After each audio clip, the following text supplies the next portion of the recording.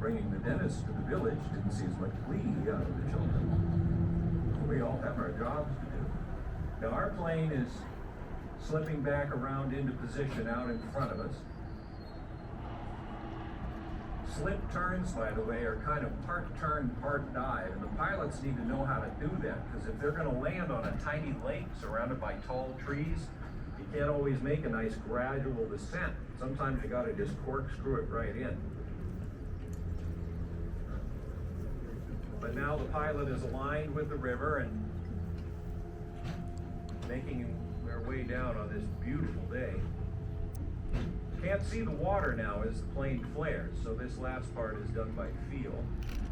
And one hopped it a little, but this isn't gymnastics. If you can walk away from it, it's a 10. So we are going to give full credit to 88 Zulu on this beautiful day. One out of every 70 Alaskans is a licensed pilot, including many members of the Binkley family. Patty and her husband own some planes, so actually I'm going to step out of the way and we'll listen in to the wheelhouse chatter with the plane and kind of see how it's going out there. Discovery 3 calling you to Brennan. Thank you so much for coming down and giving us that demonstration. How's the air up there today? It's a glorious day. We have no road, no clouds, great wind. It's a great day to be out and about. It is a gorgeous day for flying indeed.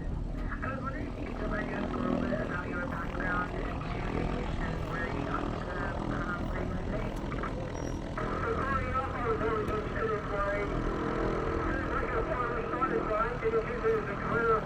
Worked on the pipeline, I was a ship, I was going on a long shift, and I was flying. Until I found out I was flying over Alaska and then Canada. Understood. Well, we're so thankful to have you as a pilot up here.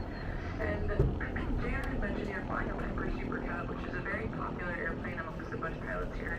Could you speak to its versatility and also share a little bit about how you're able to keep these planes flying despite them being 1930s and 40s technology?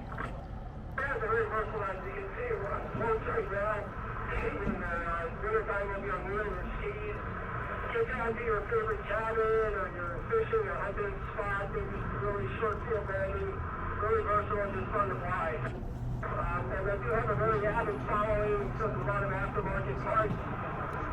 So you really just rebuild the plane from the ground up if you need to. As long as you do the maintenance, no problem keeping them flying forever. Yes, we hope to see them for many years to come. They're such fun planes to fly. I see you taxiing in front of us. Is there time for one more takeoff here before we go? In fact, let me get turned around here and then give you one more takeoff.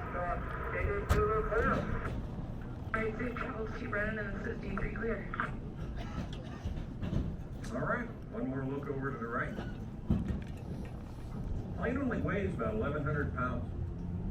Got skinny metal tubes in the frame, fabric coating, about like bed sheets. 1,000 pounds of cargo.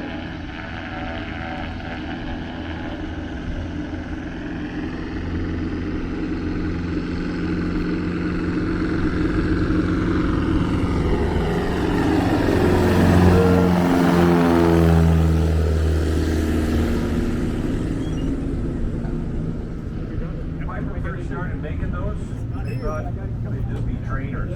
That was the original intent. But life in Alaska and Canada certainly turned that around.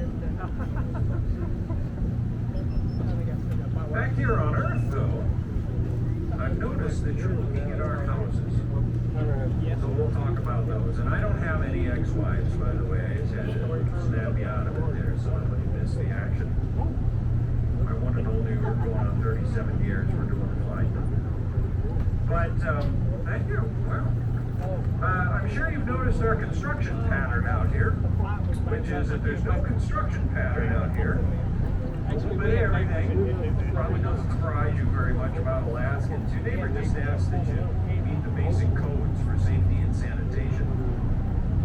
Beyond that, do your thing. Typical way to build is what's called slab on grade. But after you check for permafrost, because if you build on that permanently frozen ground, the house is going to go down into that soil and melt it. And then you don't know what you're sitting on.